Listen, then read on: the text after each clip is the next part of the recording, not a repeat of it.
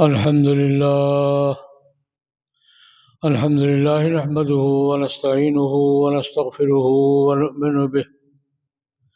ونؤمن به ونتوكل عليه ونعوذ بالله من شرور أنفسنا ومن سيئات أعمالنا من يهده الله فلا مضل له ومن يضلله فلا هادي له ونشهد أن لا إله إلا الله وحده لا شريك له ونشهد أن سيدنا وسندنا ومولانا محمدا عبده ورسوله أرسله بالحق بشيرا ونذيرا وداعيا إلى الله بإذنه وسراجا منيرا اللهم صل على محمد وعلى آل محمد كما صليت على إبراهيم وعلى آل إبراهيم إنك حميد مجيد اللهم بارك على محمد وعلى آل محمد كما باركت على إبراهيم وعلى آل إبراهيم إنك حميد مجيد أما بعد فأعوذ بالله من الشيطان الرجيم بسم الله الرحمن الرحيم يعلمون ظاهرا من الحياة الدنيا وهم عن الآخرة هم غافلون صدق الله العظيم.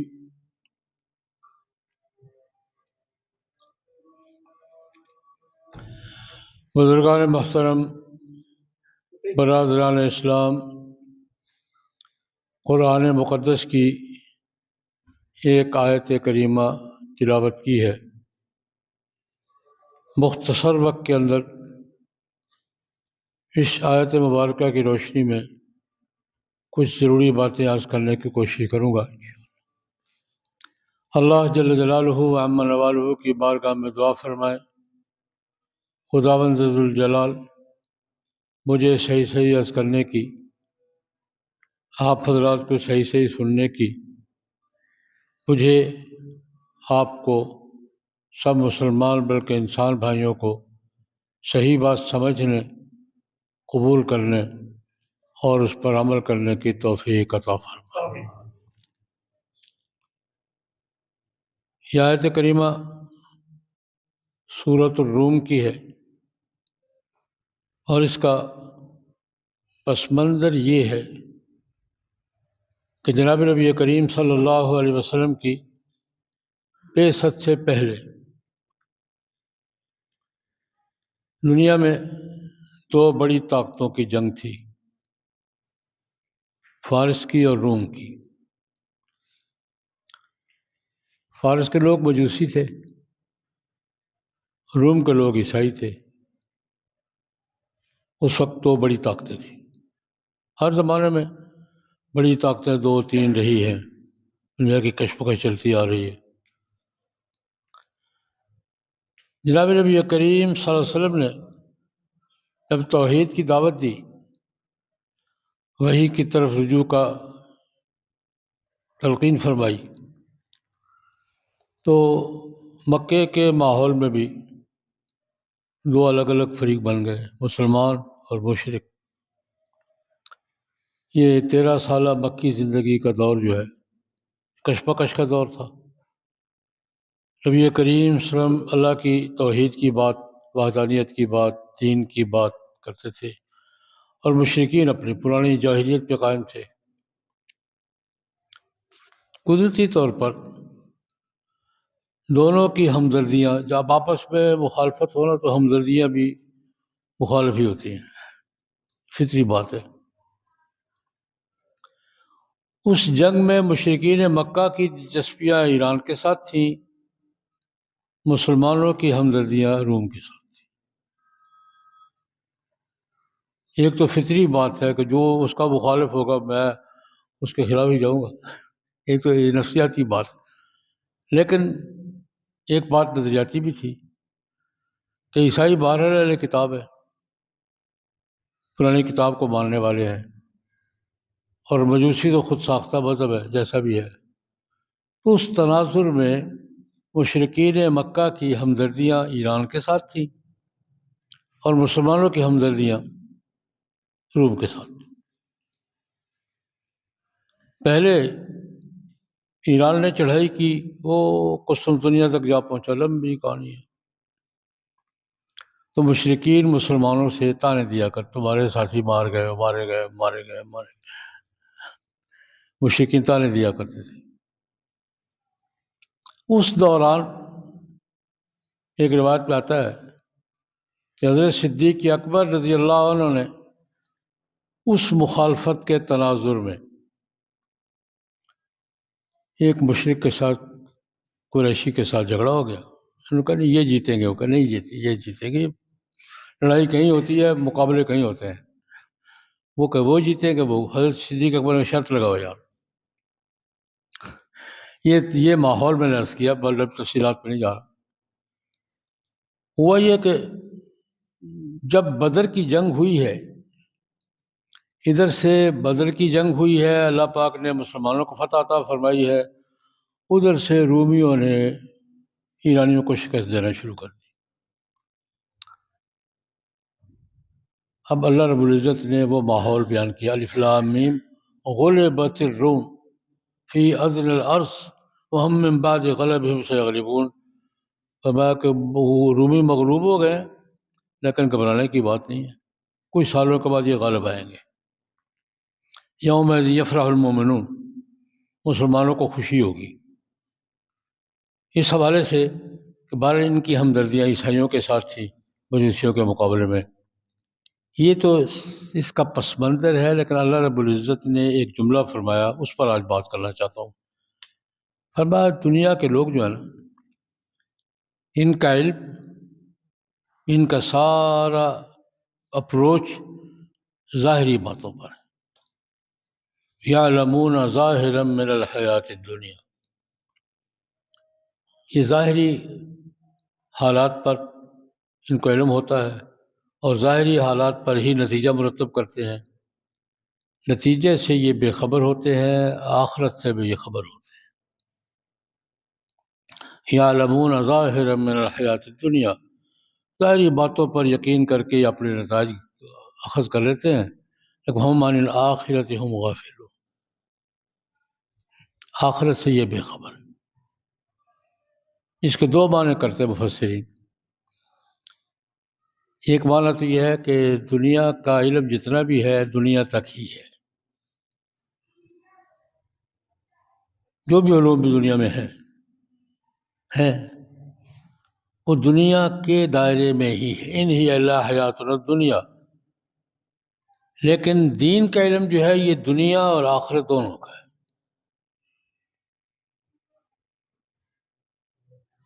دنیا کا علم جتنے بھی اچھے علوم ہیں انسان کو فائدے دینے کے ہیں، لیکن اس کی لمٹ دنیا کی زندگی ہے بس، اس سے اگلی زندگی سے یہ بے خبر ہے۔ ہم عن الآخرۃ ہم غافلون۔ مثال کے طور پر بس اوقات ہمیں یہ تجربات پیش آتے ہیں۔ آج کل ہمارے دینی مدارس کے سالانہ اجتماعات اور یہ تقریبات ہو رہی ہیں، ہمیں اس وقت مسئلہ پیش آتا ہے جب کوئی صاحب اپنے بچے کو یا بچی کو دینی تعلیم کی بات کرتے ہیں کہ ان کو ہم دینی مدرسے میں داخل کروانا ہے، دینی تعلیم دینی ہے، تو ایک سادہ سا سوال کھڑا ہو جاتا ہے، یار اس کے اب فیوچر کا خیال نہیں کیا کرے گا، یہ دین پڑھ کے کرے گا کیا؟ یہ سوال سودا سا اٹھتا ہے۔ اس کو دنیا پڑھاؤ تاکہ آگے ترقی کرے، دنیا میں گزاری، دین پڑھ کے کرے گا کیا؟ فیوچر کا خیال نہیں کیا۔ تو میں عرض کیا کرتا میرے بھائی، فیوچر کسے کہتے ہیں؟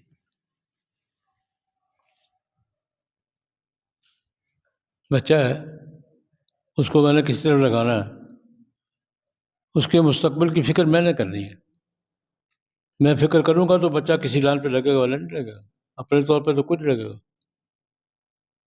فیوچر کسے کہتے ہیں؟ فیوچر دنیا کی باقی ماندہ زندگی کا نام بھی ہے، نام ہی ہے صرف، یا اس سے آگے بھی کوئی فیوچر ہے؟ ایک انسان کا، دنیا میں انسان آیا ہے، اس کی زندگی کے دائرہ صرف دنیا کی زندگی ہے یا آگے بھی ہے؟ میں پھر اس وقت عرض کر دیا میرے بھائی فیوچر کسے کہتے ہو؟ دنیا کی 35 سال، 40 سال، 50 سال، 60 سال، 70 سال، یہ زندگی فیوچر ہے یا اس سے اگلا بھی کوئی فیوچر ہے؟ اس فیوچر کی تعلیم کون دیتا ہے؟ قبر ہے، جانا ہے، اور قبر کا دائرہ دنیا کے دائرے سے بہت زیادہ وسیع ہے۔ یا تو 35، 40، 50 سال ہو گئے، وہ کتنا ہے؟ پھر اس سے اگلا مرحلہ حشر کا ہے۔ جن کا ایمان نہیں ہے وہ تو ٹھیک ہے، بے فکر ہو جائے، جن کا ایمان ہے وہ کیوں بے فکر ہو؟ جس شخص کا قبر پر ایمان نہیں ہے وہ تو بے فکر ہو جائے، کچھ نہیں یار، ویسے مولویوں کی باتیں، ان ہی اللہ حیاتنا الدنیا وما نحن بمبعوثین۔ جناب نبی کریم صلی اللہ علیہ وسلم کو بھی اس سوال کا سامنا رہا ہے، اذا کنا عظاما نخرا، حضور سے پوچھتے تھے لوگ کہ جناب ہم ہڈیوں میں بکھر جائیں گے تو دوبارہ زندہ ہوں گے، کیسے ہوں گے؟ اذا کنا ترابا وعظاما انا لمبعوثون۔ یہ جناب نبی کریم صلی اللہ علیہ وسلم کو بھی سوال کا سامنا تھا، قرآن پاک نے کئی جگہ ذکر کیا ہے، اذا کنا ترابا وعظاما انا لمخرجون۔ جناب کیا کہہ رہے ہیں آپ؟ ہم مٹی میں مل جائیں گے، خاک ہو جائیں گے، ہڈیاں بکھر جائیں گی، پتہ نہیں کہاں کہاں ہوں گی، کیا ہمیں قبروں سے بلا کے نکالا جائے گا؟ اور عقیدہ کیا تھا؟ ان ہی اللہ حیاتنا الدنیا، دنیا کی زندگی ہے بس، ختم، آگے کچھ نہیں ہے، ما نحن بمبعوثین، یہ دوبارہ اٹھایا جانا یہ کوئی نہیں ہے۔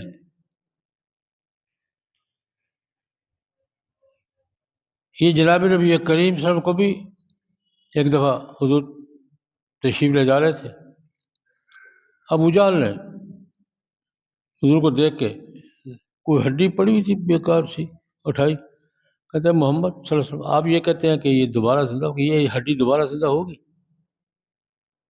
یہ ہڈی دوبارہ اٹھے گی؟ کیا کہہ رہے ہیں آپ؟ فیوچر صرف دنیا کی باقی ماندہ زندگی کا نام نہیں، فیوچر تو اصل شروع ہوگا وہاں سے۔ اس زندگی کا تو کوئی بھروسہ نہیں ہے پتہ آج شام تک ہے یا نہیں ہے،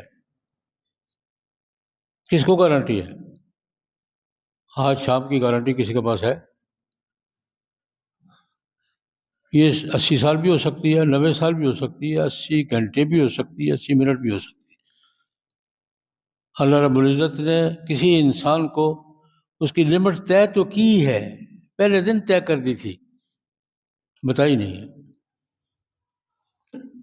جناب نبی کریم ایک حدیث میں ارشاد فرماتے ہیں، جب ماں کے پیٹ میں بچہ قرار پکڑتا ہے، وجود میں آتا ہے، تو اس کو روح دینے سے پہلے، روح کا کنیکشن دینے سے پہلے ایک فرشتے کی ڈیوٹی لگتی ہے،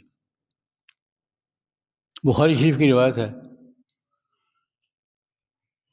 تمہاری ڈیوٹی اس کے ساتھ ہے، یہ پھر موت تک یہی رہتا ہے ساتھ، اس کو قرین کہتے ہیں، قرآن پاک نے قرین کہا، قال قرینہ ربنا ما طغیتہ، ہمارے عاملین اس کو ہمزاد کہتے ہیں، فرشتہ بھی ہوتا ہے، ایک شیطان بھی ہوتا ہے،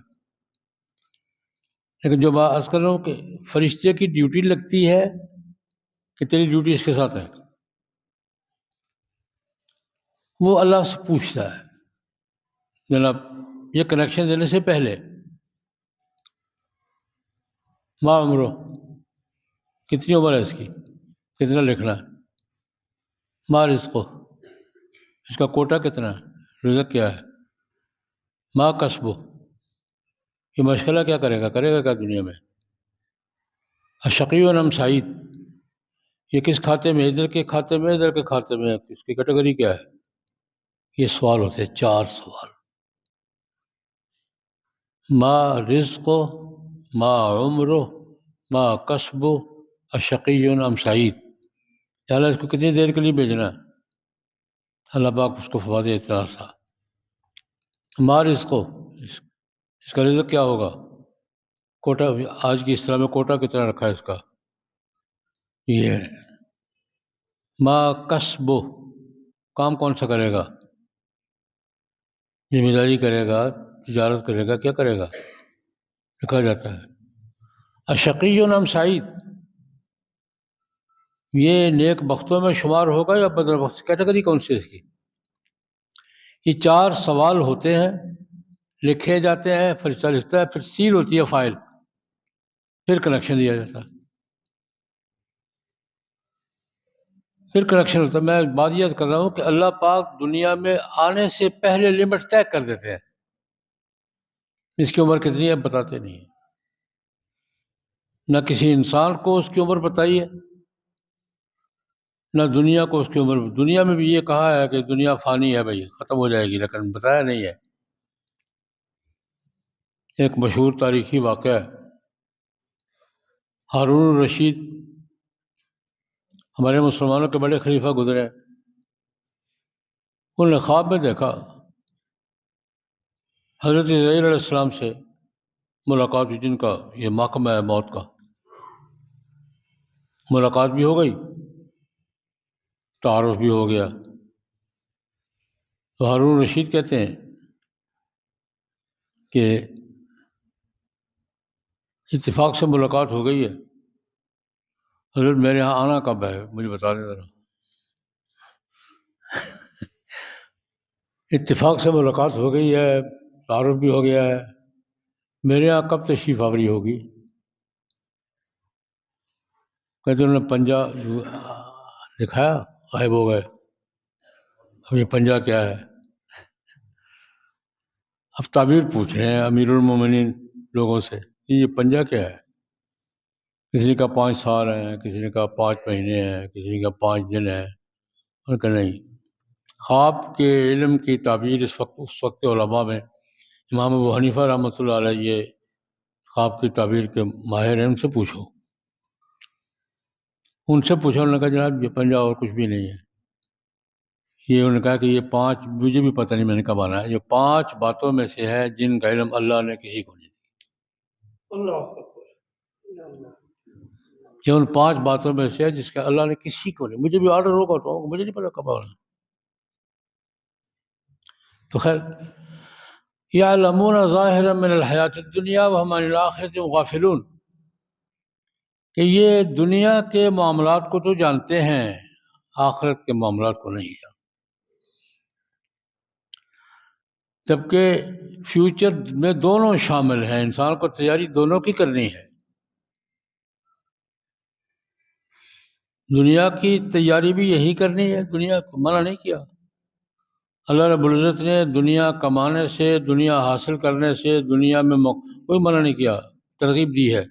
ربنا آتنا فی الدنیا حسنہ، ترغیب دیا، دعا سکھائی ہے، لیکن ساتھ فی الآخرہ، فی الآخرۃ حسنہ،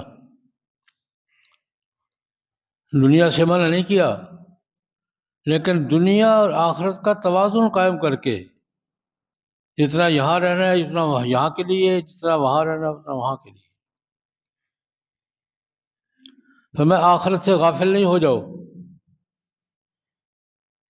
دنیا پہ دل لگا کر آخرت سے غافل نہیں ہو جاؤ، اس کی تیاری بھی یہی کرنی ہے، وہاں تیاری کا موقع نہیں ملے گا، جو یہاں تیاری کی ہے وہی وہاں کام آئے گی۔ اعمال اچھے کیے ہیں وہ بھی کام آئیں گے، برے کیے ہیں وہ بھی منفی کام آئیں گے، لیکن کام آئیں گے، انہیں پر مدار ہوگا۔ اور قرآن پاک کہتا ہے کہ کسی انسان کا کوئی عمل بھی ریکارڈ سے باہر نہیں ہے، آدمی بھول جاتا ہے، لیکن اللہ کہتے ہیں اللہ کی کتاب میں ما لہذا الکتاب لا یغادر صغیرۃ ولا کبیرۃ الا احصاها، جب انسان اپنا نامہ اعمال دیکھے گا، اپنی فائل دیکھے گا، چیخ اٹھے گا، ما لہذا الکتاب، یا اللہ یہ کیسی کتاب ہے، لا یغادر صغیرۃ ولا کبیر، کوئی چھوٹی موٹی بات ایسی نہیں جس میں نہ لکھی ہو، چھوٹی سی چھوٹی بات بھی، بڑے سے بڑا کام بھی لکھا ہوا ہے۔ من یعمل مثقال ذرۃ خیرا یرہ ومن یعمل مثقال ذرۃ شرا یرہ، اگر دنیا میں خیر کا چھوٹا سا کام بھی کیا، قیامت کو دیکھے گا، اس کو سامنے ہوگا، ریکارڈ پر ہوگا۔ اگر دنیا میں غلطی کا، برائی کا کوئی چھوٹا سا کام بھی کیا، یرہ، اس کو دیکھے گا، اس کے سامنے ریکارڈ پر ہوگا۔ تو اللہ تبارک و تعالیٰ نے یہ بات فرمائی ہے کہ علم حاصل کرو، دنیا کا بھی کرو، لیکن آخرت سے بے خبر کیوں رہتے ہو؟ یعلمون ظاہرا من الحیات الدنیا وہم عن الآخرۃ ہم غافلون، اس دنیا کو سنوارو، لیکن دنیا کے سنوارنے پر اپنی آخرت کو بھول نہیں جاؤ۔ اصل زندگی وہ ہے، اصل زندگی وہ ہے جہاں فما خالدین فیہا، زندگی کے 3-4 مراحل ہیں۔ ایک انسان کی زندگی کا ایک دائرہ وہ ہے جو ماں کے پیٹ میں ہے، 4-5 مہینے ہوتا ہے روح ڈالنے کے بعد۔ دوسرا دائرہ یہ دنیا کی زندگی ہے، تیسرا دائرہ قبر کی زندگی ہے۔ قبر کی زندگی ہے، ہمیں نظر نہیں آتی لیکن ہے۔ قبر میں سزا بھی ہے، جزا بھی ہے، سارے مراحل ہیں عالم غیب میں، بالکل ایسے ہی سمجھ لیں۔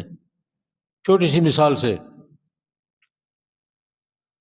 ایک دوست نے پوچھا، کچھ بالکل سب ہمیں نظر آتا ہے، کچھ بھی نہیں ہے۔ میں نے کہا یار تمہارے ساتھ دوسری چارپائی پہ کوئی آدمی سویا ہوا ہے، وہ صبح تمہیں کہتا ہے کہ یار میں تو رات خواب میں امریکہ گیا ہوا تھا، تو جھوٹ بول رہے، سامنے پڑ گئے تھے تم، جھوٹ نہیں بول رہا، کیا تھا؟ عالم خواب ہے، ہم دیکھتے، صرف دیکھتے نہیں، محسوس بھی کرتے ہیں۔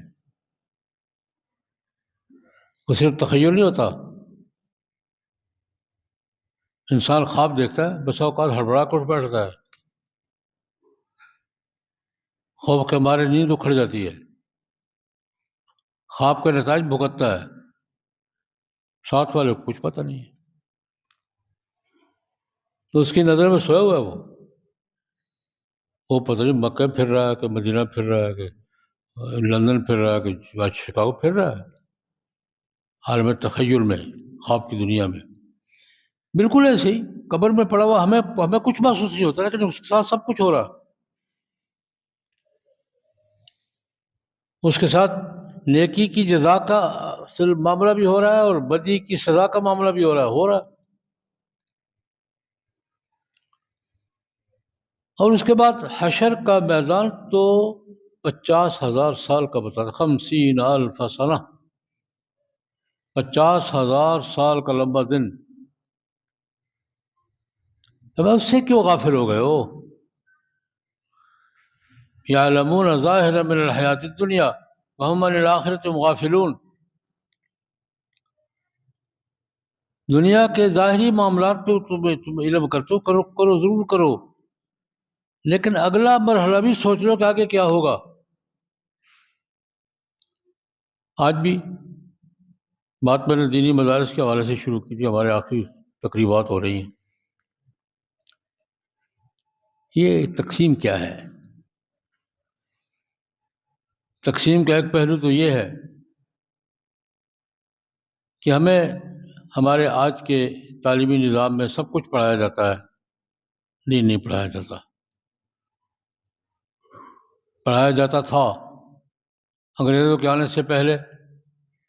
اسی تعلیمی سسٹم میں قرآن بھی پڑھایا جاتا تھا، ریاضی بھی پڑھائی جاتی تھی، طب بھی پڑھائی جاتی تھی، ٹیکنالوجی پڑھائی جاتی تھی،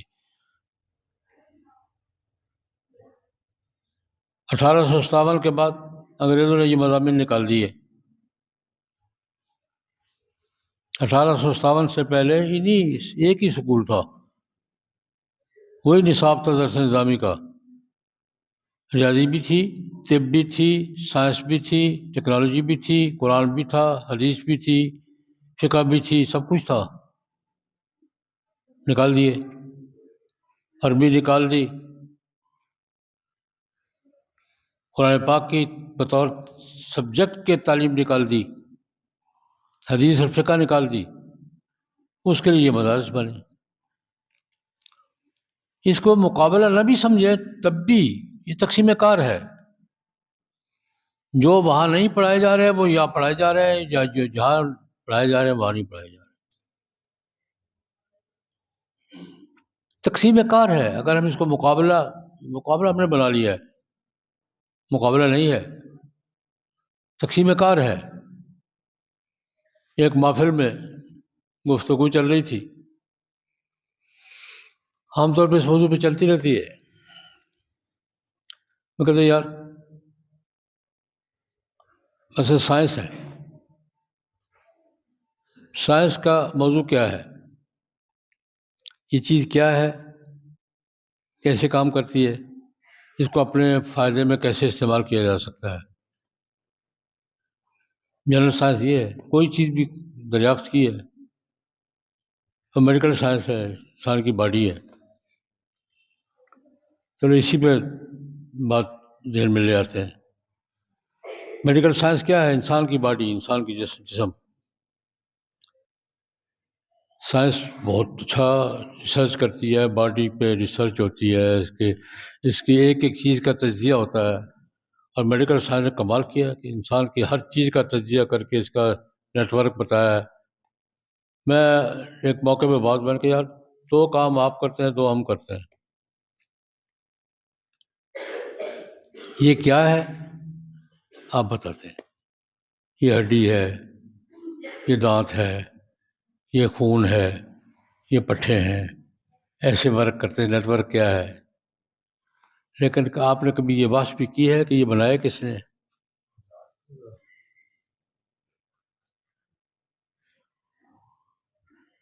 سائنس کے سبجیکٹ میں یہ ہے کہ انسان کا بنانے والا کون ہے۔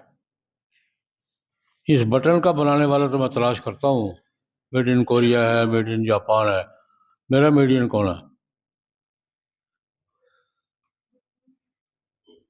کسی چیز کے تعارف کے 4 سوال ہوتے ہیں۔ یہ کیا ہے؟ کیا کام کرتا ہے؟ اس سے کیا فائدہ لیا جا سکتا ہے؟ اس کا ایجنڈا کیا، کیوں، پرپس بنا کیوں ہے، یہ بنانے والا کون ہے؟ ہم ایک چھوٹی سی چیز جیب میں ڈالتے ہیں تو پہلے پوچھتے ہیں جاپان کی بنی ہوئی ہے، کوریا کی بنی ہوئی ہے، چائنا کی بنی ہوئی ہے، ہم نے خود بنائی ہے، میڈ ان کیا ہے؟ کبھی اپنے بارے میں بھی سائنس نے انسان کو انسان کے بارے میں بتایا کہ میڈ ان کیا ہے؟ اب خود بخود بن گیا ہے۔ ایک بٹن تو خود نہیں بنتا، یہ گھڑی خود بخود نہیں بنتی، انسان کیسے خود بخود بن گیا یار؟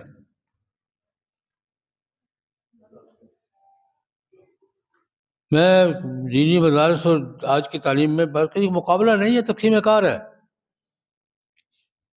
ہماری بہت سی ضروریات کی چیزیں آج کا یہ علم بتاتا ہے ضرور لازمی ہے، لیکن جو یہ نہیں پڑھاتے وہ دینی مدارس سے اپنے ذمہ لیے قرآن پاک پڑھاتے ہیں، حدیث پڑھاتے ہیں، فقہ پڑھاتے ہیں، شریعت پڑھاتے ہیں۔ ایک سوال وہاں ڈسکس ہوتا ہے کہ یہاں ہوتا ہے، دونوں ضروری ہیں۔ میرے لیے دنیا کی زندگی کے اسباب اختیار کرنا بھی ضروری ہے، لیکن دنیا کے اسباب اختیار کر کے آخرت کو بھول جانا یہ حماقت ہے، غلطی نہیں، حماقت ہے۔ اور یہی بات قرآن پاک نے کہی ہے، یعلمون ظاہرا من الحیات الدنیا وہم عن الآخرۃ هم غافلون۔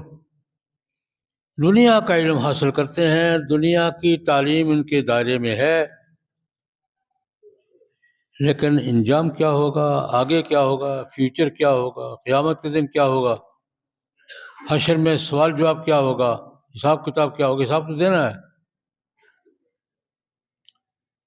حساب تو دنیا میں جتنی زندگی گزاری ہے، جناب نبی کریم صلی اللہ علیہ وسلم نے ارشاد فرمایا، ہمیں قیامت کے دن کوئی شخص ایک قدم بھی نہیں اٹھا سکے گا جب تک اللہ پاک اس سے 3 سوال نہیں کریں گے.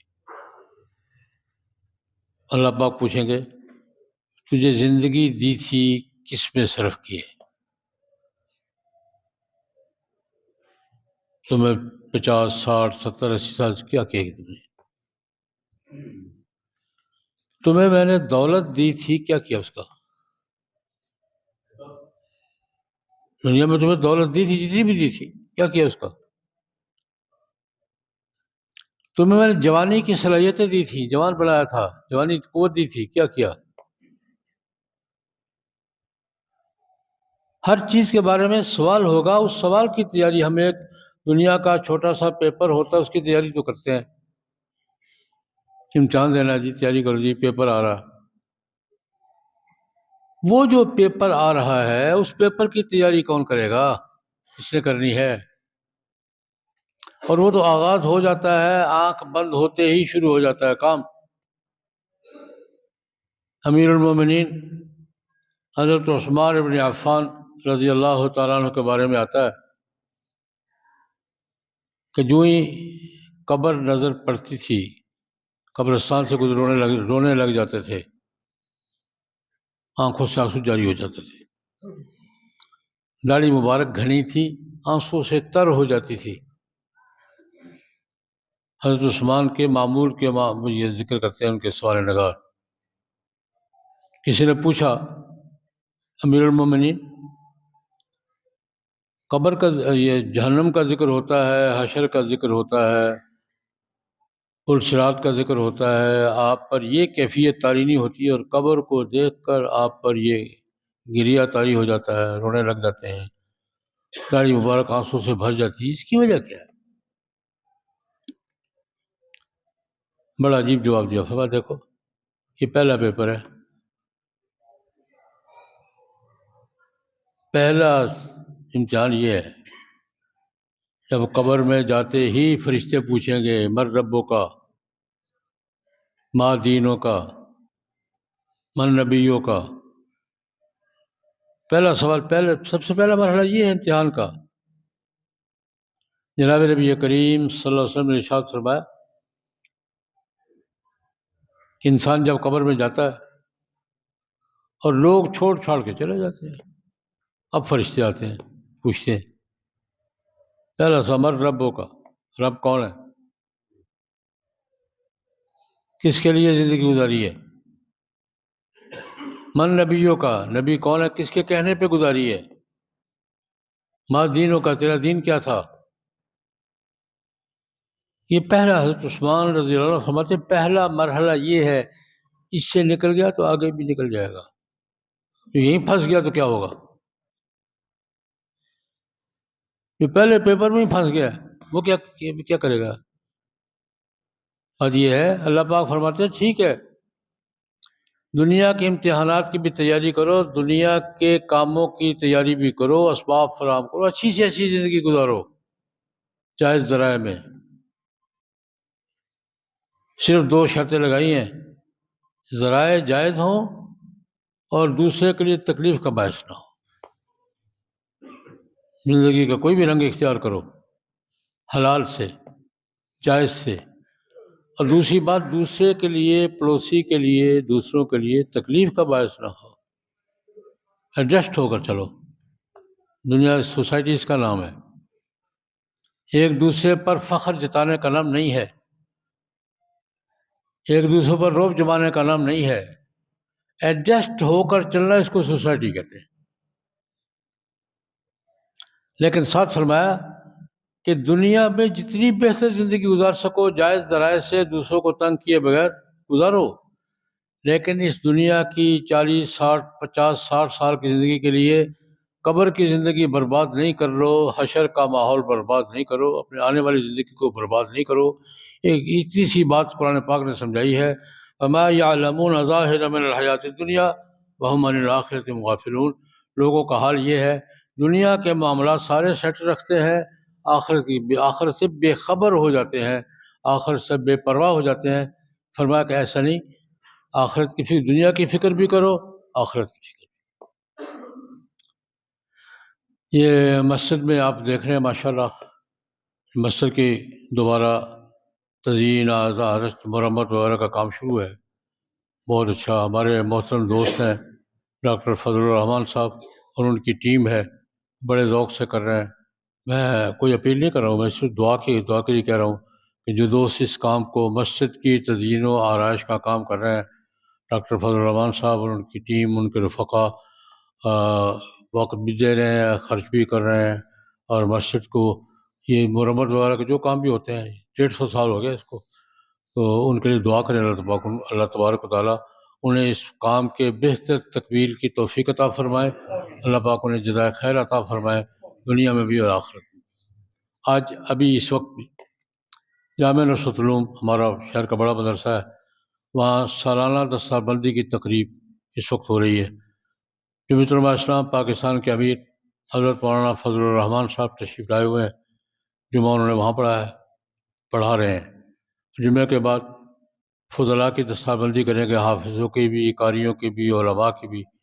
تو میری گزارش ہوگی کہ جمعہ کے بعد اس تقریب میں آپ کے بچے ہی ہیں، کوئی عالم بنا ہے، کوئی قاری بنا ہے، کوئی حافظ بنا ہے، عالمات بنی ہیں بچیاں، ان کی دستار بندی کی تقریب ہے، تو ان کی خوشی میں جتنے دوست بھی وقت نکال سکیں جمعہ کے فوراً بعد وہاں تشریف لے جائیں، میں بھی جاؤں گا انشاءاللہ۔